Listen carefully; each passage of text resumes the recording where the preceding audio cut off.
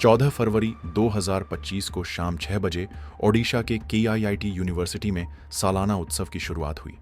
3 दिन के इस उत्सव में जहां बड़े बड़े सितारे KIIT कैंपस में परफॉर्म कर रहे थे और सभी छात्र उसी माहौल में डूबे हुए थे, वहीं 16 फरवरी 2025 को दोपहर 3 बजे कॉलेज के गर्ल्स हॉस्टल QC4 में रहने वाली नेपाली छात्रा प्राकृति लम्साल अपने कमरे में मृत पाई गई। और इसके बाद कॉलेज का माहौल इतना बदल गया जो वहां के नेपाली छात्रों ने कभी सोचा नहीं था। प्रकृति की मौत की खबर जैसे ही चारों तरफ फैलने लगी तो अधिकारियों ने लड़कियों को हॉस्टल में ताला लगाकर बाहर जाने से तो रोक दिया, लेकिन प्राकृति के दोस्तों ने कुछ ऐसा खुलासा किया जिससे गर्ल्स हॉस्टल में सभी स्टूडेंट्स का खून खोल उठा, क्योंकि ये खबर सामने आई है कि प्राकृति की मौत का जिम्मेदार उन्हीं के कॉलेज में पढ़ रहा तीसरे वर्ष का मैकेनिकल छात्र आद्विक श्रीवास्तव है। आद्विक और प्राकृति काफी समय से रिश्ते में थे, लेकिन पिछले साल 2024 में नवरात्रि में दोनों अलग हो गए थे, जिसकी पुष्टि प्राकृति द्वारा भेजे गए इस मेल से होती है।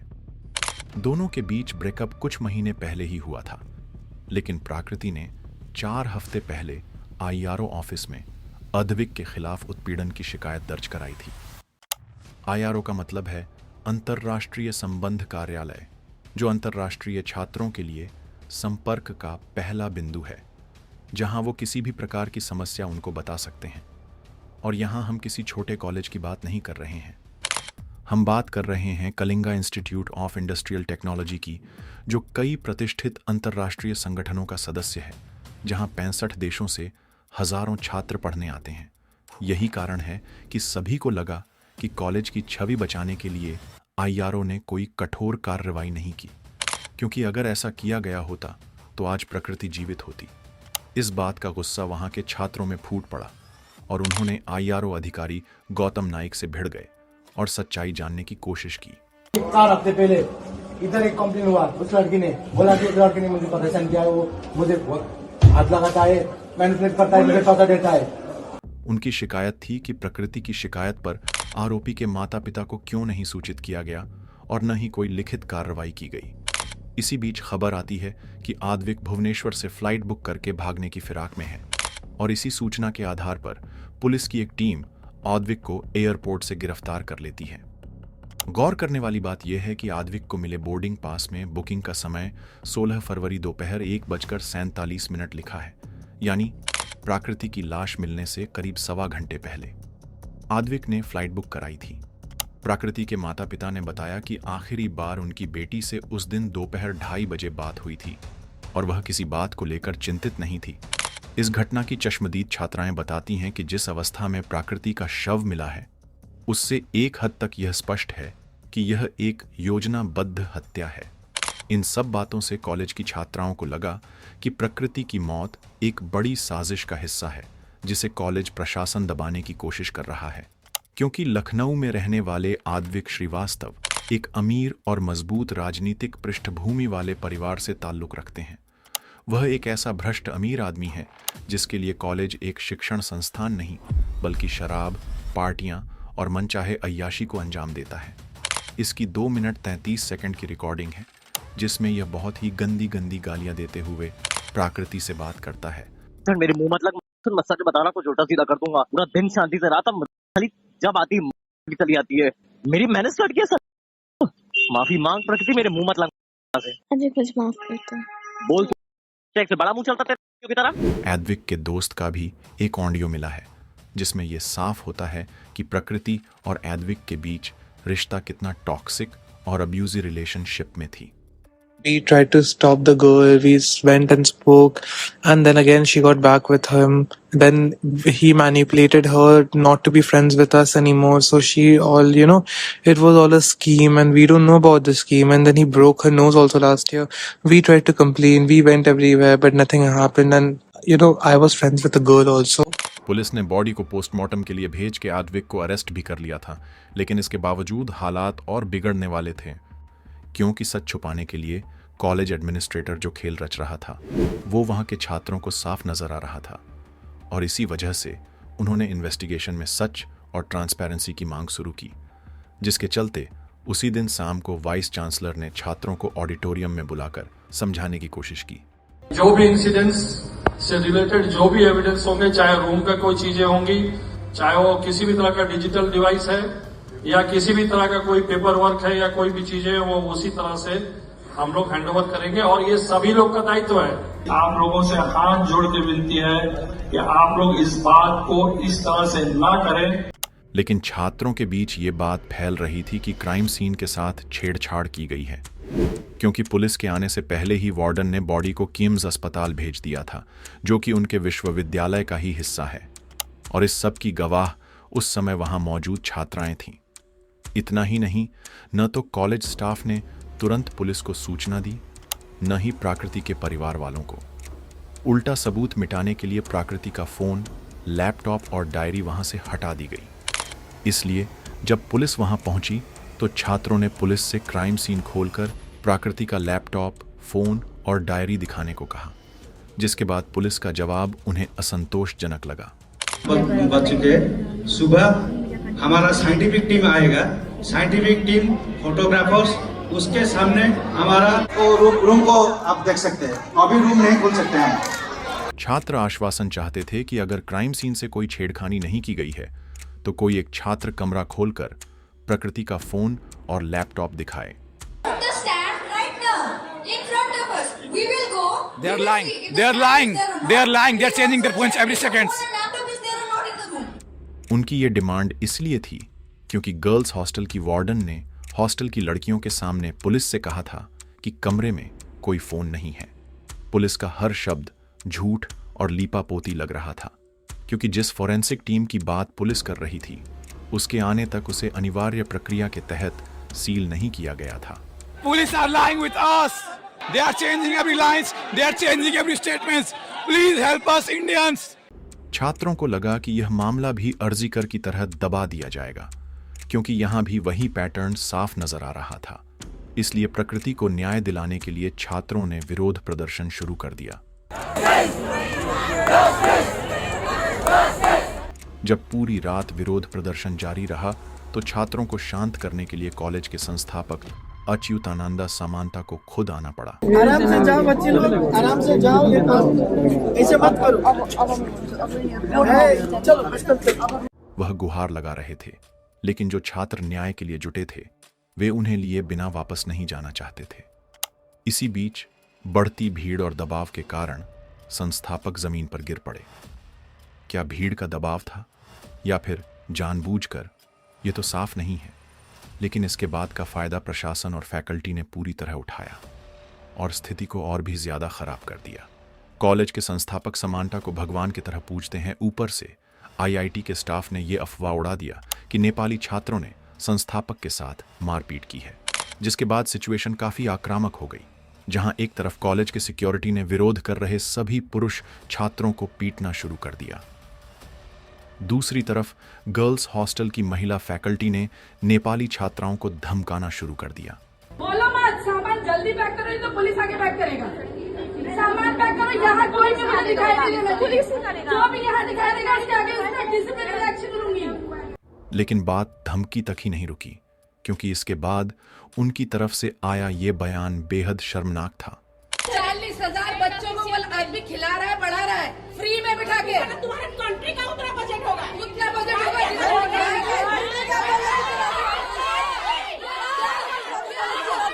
ये बयान कॉलेज की एसोसिएट प्रोफेसर मंजूषा पांडे और girls hostel and students affairs की ज्वाइंट डायरेक्टर जयंती नाथ ने दिया, और जिस व्यक्ति की वो बात कर रही हैं वो कॉलेज के संस्थापक अच्युतानंदा समांता हैं, जो किस संगठन के जरिए 40,000 गरीब बच्चों को भोजन और शिक्षा मुहैया कराते हैं।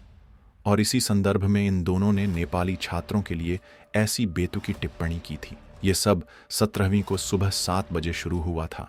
एक तरफ जहां छात्रों को जान से मारने की धमकियां दी जा रही थीं, वहीं दूसरी तरफ कॉलेज अपने फेस्ट की सफलता को अपने सोशल मीडिया हैंडल पर दिखा रहा था। इसके बाद सुबह 8 बजे कॉलेज ने नोटिस जारी कर सभी नेपाली छात्रों को यूनिवर्सिटी कैंपस खाली करने का आदेश दे दिया, जिसके चलते 3 इंटरनेशनल हॉस्टल, वार्डन और डीन की एंट्री होती है, जिनके साथ कॉलेज सिक्योरिटी, बाहर से बुलाए गए गुंडे और जिम ट्रेनर भी शामिल थे। वार्डन के पास उन सभी रूम नंबरों की लिस्ट थी जहां नेपाली छात्र रहते थे और उन कमरों में जबरदस्ती घुसकर उसने सभी नेपाली छात्रों को बेरहमी से पीटना शुरू कर दिया। हैरानी की बात तो यह है कि प्रोफेसर भी पीछे नहीं रहे और बच्चों का हाथ छुड़ाने के बाद शायद वे सेल्फी लेते नजर आए। सभी नेपाली छात्रों को तुरंत अपना सामान पैक करके यूनिवर्सिटी छोड़ने की धमकी दी गई। बच्चों को इस हद तक पीटा गया कि किसी का पेट में सूजन आ गई तो किसी का शरीर सुन्न पड़ गया और कुछ छात्रों के प्राइवेट पार्ट्स भी जख्मी हो गए।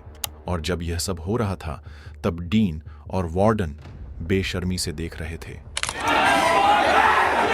हॉस्टल में जो छात्र मारपीट की वीडियो बना रहे थे उनसे वार्डन और सुरक्षा कर्मचारी जबरदस्ती उनके फोन छीन रहे थे और फोटो और वीडियो डिलीट कर रहे थे। ये पूरी घटना यूं ही कहीं सुनने को नहीं मिल रही, बल्कि वहां के छात्रों ने खुद इस भयानक दर्द को झेला है। ये सभी छात्र खुद को इतना बेबस महसूस कर रहे थे क्योंकि जिस वार्डन स्टाफ से वे रोज सुबह मिलते थे और मुस्कुराते थे, आज वही उनकी बेरहमी से मारने में तुले हुए थे। किस्सा यही खत्म नहीं हुआ, क्योंकि इसके बाद उन्होंने लगभग 800 नेपाली छात्रों को बस में भरकर कटक, भुवनेश्वर और अलग अलग जगहों पर भेज दिया ताकि ये छात्र एकजुट न हो। हम लोग को नोटिस डायरेक्ट दिया, तुम लोग को अभी कॉलेज खाली करने पड़े 1 घंटा में। हम लोग को घर भेजा दबाने के लिए। 17 तारीख को नेपाली छात्र अलग अलग जगहों पर असहाय भटकते रहे। ना उनके पास खाना था, ना घर वापस जाने के लिए टिकट के पैसे। कई स्टूडेंट्स तो नंगे पैर ही कॉलेज से भगा दिए गए थे। अपने देश से इतनी दूर आए हैं छात्र जिनके कॉलेज में 25 लाख रुपए फीस है। आज वह उन्हें ऐसा दिन दिखा रहा था। इन सब के बावजूद कॉलेज प्रशासन ने अपनी गलतियों की जिम्मेदारी लेने के बजाय अपनी गलतियों पर पर्दा डालने के लिए तुरंत यू टर्न ले लिया। जब यह खबर राष्ट्रीय मुद्दे के रूप में नेपाल दूतावास तक पहुंची, जिसके चलते नेपाल के प्रधानमंत्री केपी शर्मा ओली ने तत्काल 2 अधिकारियों को पूरे मामले की जांच के लिए भेज दिया। इसीलिए स्थिति को नियंत्रण में दिखाने के लिए कॉलेज अधिकारियों ने पाखंड की हद पार कर दी। वही कॉलेज जिसने 17 तारीख की सुबह नेपाली छात्रों को हॉस्टल खाली करने का नोटिस दिया था, उसी कॉलेज ने देर रात एक अपील पत्र जारी किया, जिसके अनुसार यह दिखाया गया कि छात्र अपनी मर्जी से कॉलेज परिसर छोड़कर गए हैं, न कि उन्हें निकाला गया है। और साथ ही अपने कॉलेज के ट्विटर हैंडल से नेपाली छात्रों की वापसी के लिए 24 घंटे सेवा और कंट्रोल रूम स्थापित करने का ड्रामा किया। उसी रात 11 बजे रेलवे स्टेशन और बस स्टैंड पर पुलिस और वार्डन से घोषणा करवाई, छात्रों से सहयोग करें और कॉलेज वापस चलने की अपील की गई। यहाँ तक ये लोग पीछा कर रहे हैं, रेलवे स्टेशन तक पीछा कर रहे हैं। ये लोग हम लोग ना जाने दे रहे हैं, ना कुछ कर रहे हैं, लात मार के निकाल दिए और यहाँ तक हम लोग पीछा कर रहे हैं। अगर आप लोग जबरदस्ती करेंगे हम लोग के साथ तो हम लोग वीडियो करके अपने कंट्री में भेज देंगे। उन सब छात्रों के साथ जो कुछ हुआ था उसे वो डरे सहमे थे, इसलिए उन्हें वापस ले जाने की जरूरत है। किसी को प्लेसमेंट के लिए तो किसी को 2500 रुपए खरीदने की कोशिश की गई। जो छात्राएं वापस गईं तो उनसे एक अंडरटेकिंग फॉर्म साइन करने को कहा गया, जिसमें 4 पॉइंट का उल्लेख किया गया है। विश्वविद्यालय के नियमों का पालन करना, भविष्य में किसी भी अनुशासनात्मक गतिविधि में शामिल न होना, किसी भी अनुशासनात्मक गतिविधि को दोबारा न करना और विश्वविद्यालय में वापस लौटने के लिए उन्हें पुनर्विचार करने के अनुरोध का उल्लेख किया गया। सभी पॉइंट्स से ऐसा शो किया जा रहा था कि जैसे बच्चे ने बहुत बड़ा अपराध कर दिया है और अपनी गलती मान वो कॉलेज से रिक्वेस्ट कर रहे हैं कि वो भविष्य में इसे रिपीट नहीं करेंगे। इसलिए कॉलेज में शामिल होने की उनकी रिक्वेस्ट सुनी जानी चाहिए। लेकिन मामला हाथ से फिसल चुका था, इसलिए डैमेज कंट्रोल करने और आम लोगों को बेवकूफ़ बनाने के लिए 18 फरवरी को फॉलोअप नोटिस जारी किया गया, जिसमें 2 सुरक्षा कर्मचारियों को टर्मिनेट करने और 2 वरिष्ठ छात्रावास अधिकारियों और 1 IRO अधिकारी को निलंबित करने का उल्लेख किया गया था। खानापूर्ति के लिए इन लोगों को गिरफ्तार किया गया और कुछ घंटों के बाद उन्हें जमानत पर रिहा कर दिया गया। कवर अप का खेल यहीं नहीं रुका। माफी पत्र के साथ अपमानजनक टिप्पणी करने वाली 2 महिला कर्मचारियों का माफीनामा वीडियो सोशल मीडिया पर जारी किया गया। I want to take a moment to apologize for my recent remarks regarding Nepal. Any of my statements has hurted the sentiment of my Nepali students or people of Nepal.